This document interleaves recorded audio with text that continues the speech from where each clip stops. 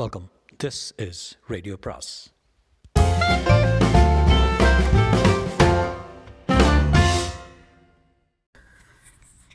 அனைவருக்கும் அன்பு வணக்கம். ஜெயமோகனின் யானை டாக்டர் அத்தியாயம் இல்லை, பாகம் 4, சிறுகதையின் பாகம் 4. யானையின் காதில் அதை திரும்பவும் கண்டுபிடிப்பதற்கான சிக்னலர் கம்மலை குத்தி அணிவித்துவிட்டு எழுந்தோம். எங்கள் உடைகளும் கைகளும் முழுக்க இரத்தமும் சீழுமாக இருந்தது. புழுக்களை உதறிவிட்டு பொருட்களை சேகரித்து கொண்டு கிளம்பினோம். திரும்பி வந்து ஓடையில் கைகளை கழுவிக் கொண்டிருந்த போது பிளிரல் ஒலியுடன் யானைகள் ஒவ்வொன்றாக இறங்கி வந்து அந்த யானையை சூழ்ந்து கொண்டன. அந்த யானை பாட்டி கிடந்த யானையின் காலில் பெரிதாக தெரிந்த பேண்டேஜை துதிக்கையால் தடவி பரிசோதனை செய்து மெல்ல பிளிர மற்ற யானைகளும் பிளிரின. சில யானைகள் அப்பகுதியில் பரவி கிடந்த குருதியை துதிக்கையால் மோப்பம் பிடித்தன. ஒரு யானை அங்கே நின்று காதுகளை முன்னால் தள்ளி எங்களை பார்த்தது.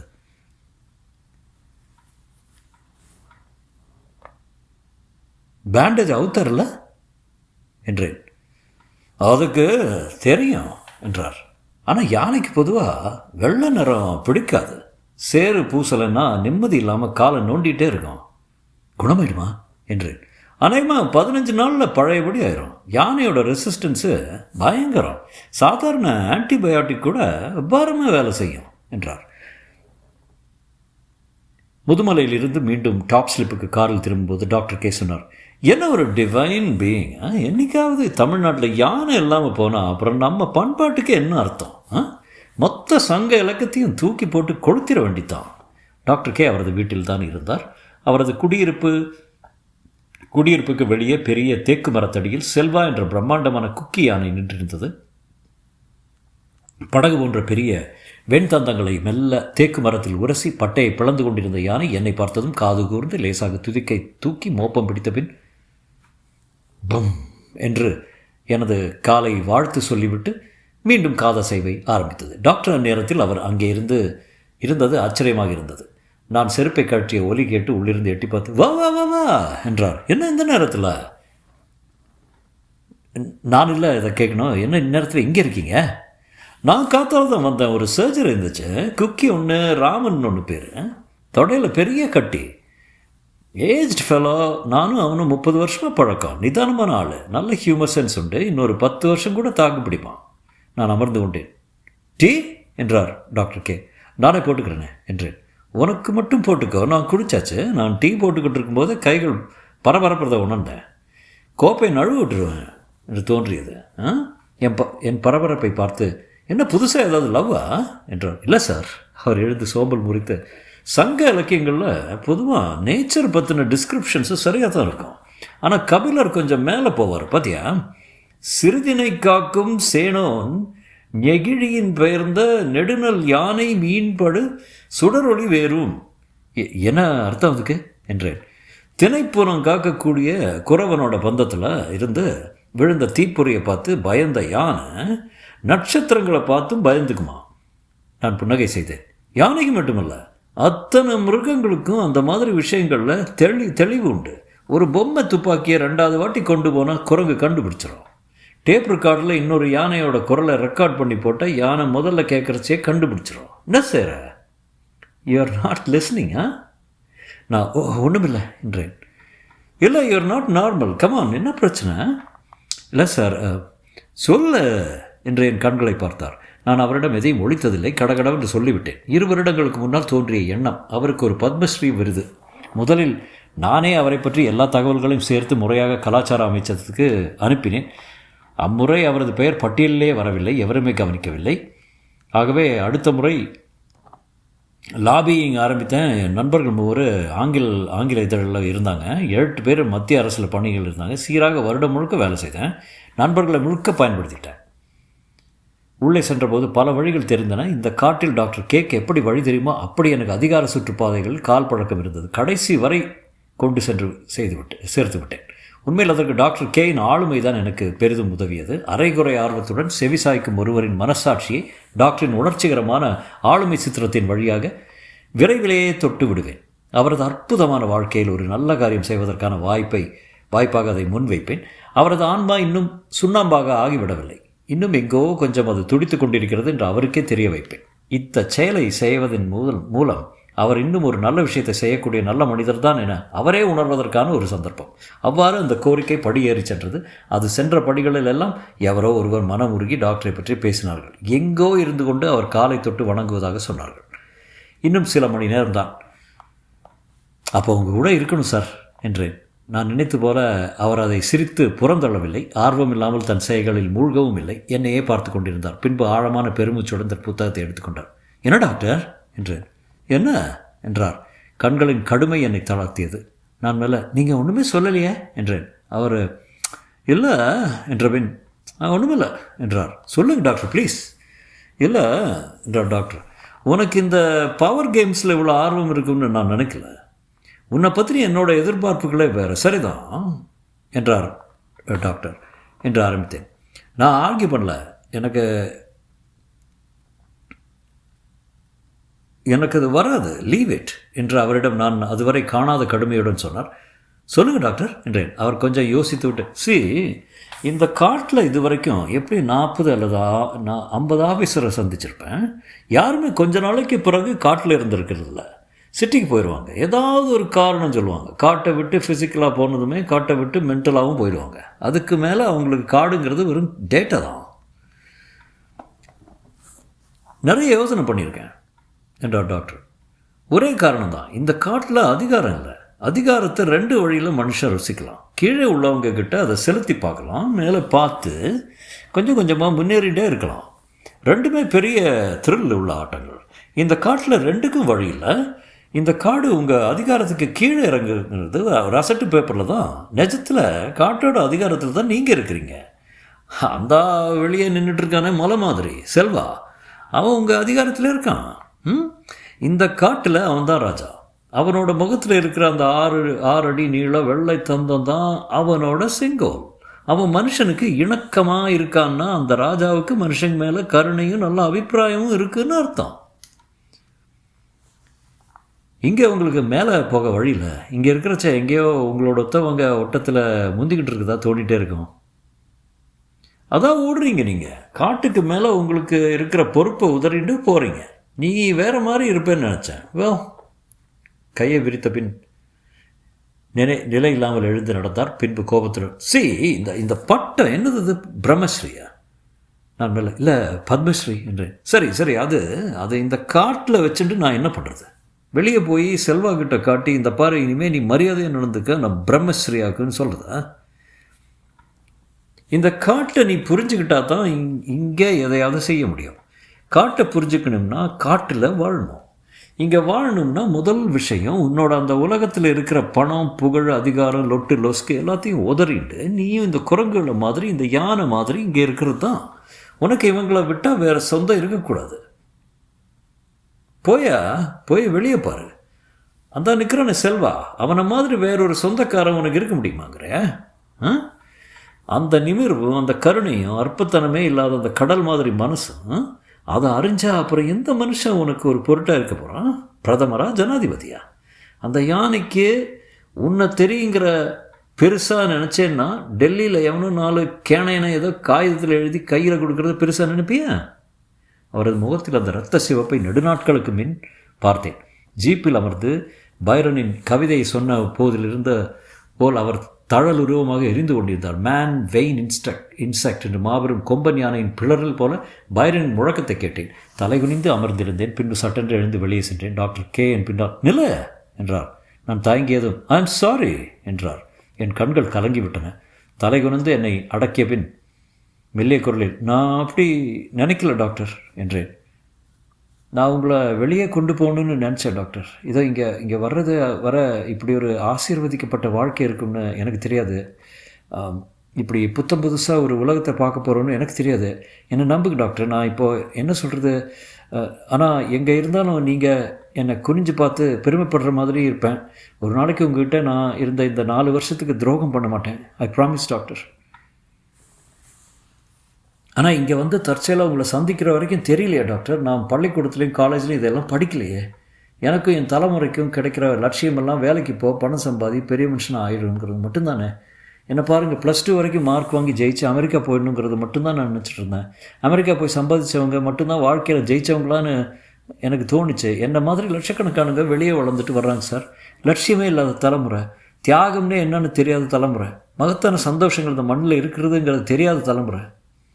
இங்கே வந்து குடித்து வாந்தி பண்ணி பீர் பாட்டில் உடைச்சி யானைக்காலில் போட்டு போகிறானே, அவனும் நம்ம சமூகத்தில் டாக்டராக வளர்ந்து வர்றான் சார். அவன் தான் ஐடி கம்பெனிலையும் மல்டிநேஷ்னல் கம்பெனிலையும் வேலை பார்க்குறான். மாதம் ₹1,00,000 சம்பளம் வாங்குகிறான். கொழன்னு இங்கிலீஷ் பேசுகிறான். அதனால் பெரிய பிறவி மேதன்னு நினச்சிக்கிறான். தெரிஞ்சோ தெரியாமலோ அவன் கையில் தான் இந்த நாடும் இந்த காடும் எல்லாம் இருக்குது. அவங்கள ஒரு 10% ஆட்களுக்கு இப்போது இப்படி ஒரு மகத்தான வாழ்க்கை, இப்படி ஒரு தெய்வீக உலகம் இருக்குதுன்னு தெரியட்டுமேன்னு நினச்சேன் சார். டாக்டர், நம்ம பசங்க மாதிரி சபிக்கப்பட்ட தலைமுறை இந்தியாவிலே இருந்ததில்லை. அவங்க முன்னாடி இன்றைக்கி நிற்கிறதெல்லாம் வெறும் கட் அவுட் மனுஷங்க, லட்சியவாதமோ கனவோ இல்லாத போலி முகங்க. அவங்கெல்லாம் ஜஸ்ட்டு ஜெயித்தவங்க டாக்டர். திருடியோ மோசடி பண்ணியோ பணமும் புகழும் அதிகாரமும் அடைஞ்சவங்க. அவங்கள முன்னால் பார்த்துட்டு ஒரு தலைமுறையே ஓடி வந்திருக்கு. அந்த பசங்க முன்னாடி இப்படி ஒரு ஐடியலிசத்துக்கும் இன்னும் நம்ம சமூகத்தில் இடம் இருக்குதுன்னு சொல்லலாம்னு நினச்சேன். இன்னும் இந்த காந்தி வாழ்கிறதுக்கு ஒரு காலடி மண் இருக்குது சொல்லணும்னு நினச்சேன். ஒரு 10 பேர் கவனிச்சா கூட போருமே டாக்டர். உங்கள் கையில் இந்த அசட்டு விருதை கொண்டாந்து கொடுத்து உங்களை கௌரவிச்சு விடலாம்னு நினைக்கிற அளவுக்கு ஒன்றும் நான் சொரணக்கிட்டு போயிடல டாக்டர். நான் உங்களுக்கு ஏதாவது செய்யணும்னு நினச்சேன். நானும் என் தலைமுறையும் உங்கள் அடையாளம் கண்டுக்கிட்டோங்கிறதுக்காக என்ன செய்யலான்னு யோசித்தேன். குருகாணிக்கையை ஏதாவது உங்கள் காலடியில் வைக்கலாம்னு ஆசைப்பட்டேன். ஆனந்த் கூட வந்தான். அதுக்காக இதை பண்ணோம். அது தப்புனா சாரி. பேச பேச எனக்கு சரியான சொற்கள் வந்தன. என் மனம் தெளிந்தது. பேசி முடித்து தலை குனிந்து அமர்ந்திருந்தேன். சட்டென்று டாக்டர் கே சிரித்து, ஓகே ஃபைன் எனஃப் ஷேக்ஸ்பியர், நான் இப்போ வெளியே போகிறேன் வரையா என்றார். நானும் அந்த சொல்லில் பனி உழுக்கப்பட்ட மரக்கிளை போல கலைந்து இழந்து சிரித்துவிட்டு அவருடன் கிளம்பினேன். செல்வாவை கூட்டிக் கொண்டு யானை முகாமுக்கு சென்றோம். செல்வாவுக்கு யானை முகாமுக்கு உடனே போக வேண்டும் என்று எண்ணம் இருந்தது. அவனை கிளப்பிய போது அவனிடமிருந்து வேகத்தில் இருந்து தெரிந்தது. அவன் யானை முகாமை அடைந்ததும் அவனை வரவேற்று உள்ளே 7 குரல்கள் எழுந்தன. You know, he's a real tusker, a கேசனோவானா என்றார் டாக்டர் கே. நான் புன்னகை செய்தேன். டாக்டர் உள்ளே நுழைந்ததும் 48 துதிக்கைகள் தலைக்கு மேல் எழுந்து அவரை வரவேற்றன. அவர் அவற்றுடன் கொஞ்சியபடி குலவியபடி வேலைகளில் மூழ்கினார். ஒவ்வொரு யானையாக பார்த்து பரிசோதனை செய்து அறிக்கைகளை தயாரித்து கொண்டிருந்தார். அவர் சொல்ல நான் எழுதினேன். நடுவே ஷெல்லி, கொஞ்சம் கம்பன், கொஞ்சம் பர்னர், கொஞ்சம் அமெரிக்க இயற்கையில் கழக வேடிக்கைகள். மதியம் கைகள் மட்டும் கழுவிக்கொண்டு ஒரு சப்பாத்தி சுருளை சாப்பிட்டேன். எனக்கு உள்ளே சிக்கன். டாக்டர் கே சுத்த சைவம். மாலை வரை நான் ரேடியோவை மறந்திருந்தேன். 4:30 மணிக்கு செல்வராஜனை தேடி வந்தான். சார், டெல்லியிலேருந்து ஃபோனில் கூப்பிட்டுருக்காங்க. இங்கிட்டு டாக்டர் வீட்டில் கூப்பிட சொன்னேன். நான் ஜிபே எடுத்துக்கிட்டு டாக்டர் அறைக்கு ஆனந்த அனுப்பிச்சேன். எடுத்ததுமே சாரிடா அழைத்தேன். எடுத்ததுமே சாரிடா எப்படி சொல்கிறதுன்னு தெரில என்றான். அதை அங்கே வரும் வழியிலே எதிர்பார்த்திருந்தேன் என்று தெரிந்தும் எனக்கு உடம்பெல்லாம் தளர்ந்தது. நெஞ்சு கனத்து நிற்க முடியாமல் இரும்பு நாட்களில் அமர்ந்தேன். மினிஸ்டர் நேற்று லிஸ்ட்டில் வேறு யாரும் போட்டு சேர்த்துட்டாராமே. அதை மறைச்சி ஆழம்பாக்கம்தான் என்னை கூப்பிட்டு அப்படி தேனாக பேசியிருக்காரு. நரிடா அந்த ஆள், நினைக்கவே இல்லைடா. சம்மந்தமே இல்லாமல் யாரோ நடிகனுக்கெல்லாம் கொடுக்குறாங்க. சாரிடா, அடுத்த வாட்டி பார்ப்போமே. பரவாயில்லடா, நீ என்ன பண்ணுவேன்றேன் என்றேன். அந்த கேட்டு நரி, நான் நரி இப்படியெல்லாம் பண்ணாதடா பாய் என்று ஃபோனை வைத்தேன். தலையை பற்றி கொண்டு கொஞ்ச நேரம் அமர்ந்திருந்தேன். டாக்டர் கே இதை ஒரு பொருட்டாக நினைக்க மாட்டார். அவரிடம் சொல்லக்கூட வேண்டியதில்லை. ஆனால் பைக்கில் திரும்பி செல்லும்போது அதை பற்றியே எண்ணிக்கொண்டிருந்தேன். என்னை ஒரு இயந்திரத்தில் போட்டு கடைவது போல குடைந்து கொண்டிருப்பது எது? நான் என்ன எதிர்பார்த்தேன்? இப்படித்தான் இருப்பார்கள் என நான் அறியாததா? ஆனால் நான் வேறு ஒன்றை உள்ளூர எதிர்பார்த்தேன்.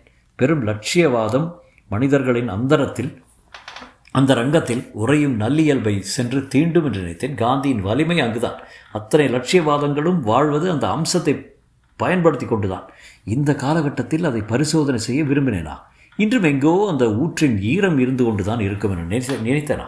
வழியில் அந்த புல்வெளியை பார்த்து கொஞ்ச நேரம் வண்டியை நிறுத்திவிட்டு இறங்கி நின்றேன். பச்சை சுழர்ந்து கொண்டிருந்தது. ஒளியால் ஆன சிறகுகளை அடித்தபடி சிறு பூச்சிகள் சுழன்று பறந்தன. கண்களை நிறைத்தது அந்த பசுமை. பசுமை என்றால் ஈரம், ஈரம் என்றால் உயிர். என்னென்னவோ எண்ணங்கள் சட்டென்று மனம் கொந்தளித்து வந்து என் தடைகள் மேல் மோதி உடைத்தது. அங்கே தனிமையில் நின்று கொண்டு தேம்பி விசும்பி அழுதேன். அழுந்தோறும் தன்னிறக்கம் மேலெழ கடைசி மன வெறுமையும் கண்ணீராக ஆக்கிய வெளியே தள்ளுவன் போல் அழுது கொண்டே இருந்தேன். எப்போதோ ஆழ்ந்த மௌனத்துக்கு சென்று பெருமூச்சுடன் அந்த மௌனத்தை உணர்ந்து மீண்டும் திரும்பி சென்று ஜீப்பில் ஏறிக்கொண்ட போது பல கிலோமீட்டர் ஓடியவன் போல அப்படி களைத்திருந்தேன்.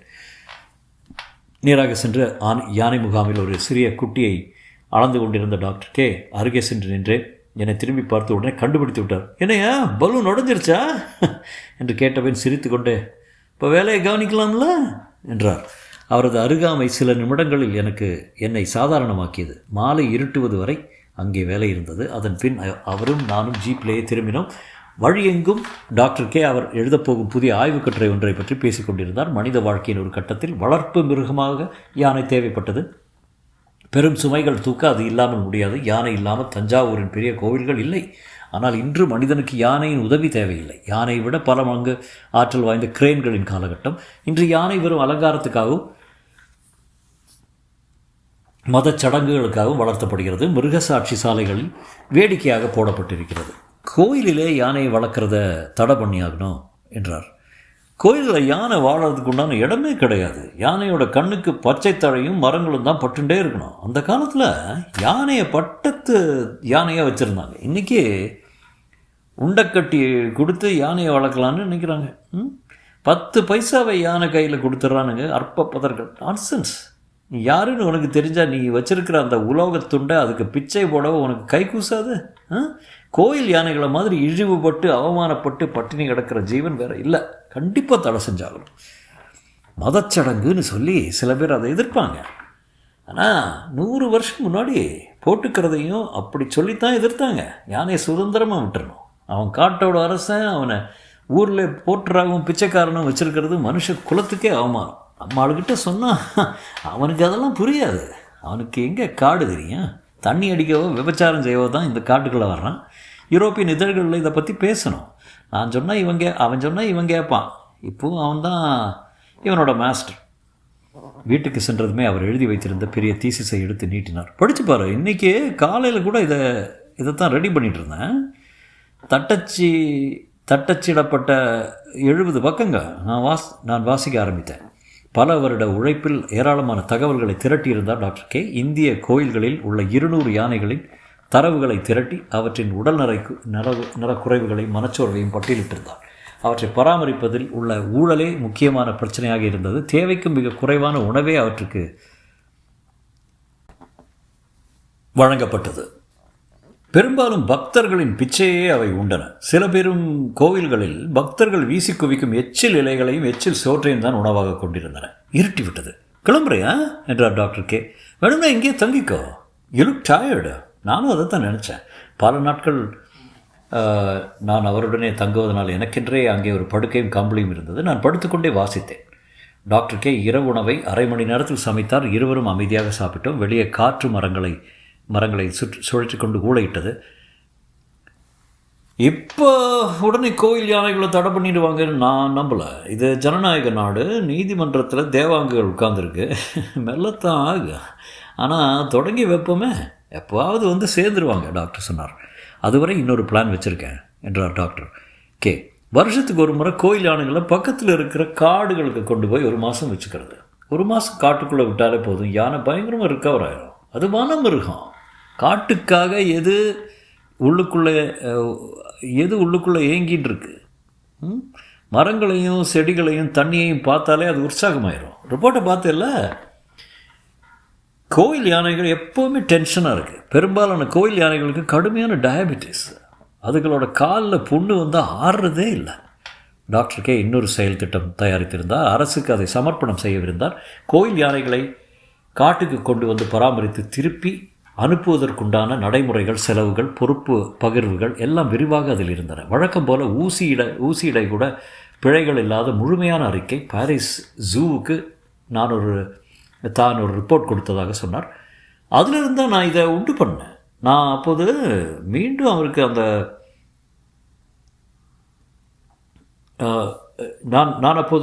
அவருக்கு அந்த கௌரவம் கிடைத்திருக்கலாமே என்று எண்ணினேன். அவரை இன்னும் மேலே கொண்டு சென்றிருக்கும். அவரது சொற்களுக்கு இன்னும் கனம் வந்திருக்கும்.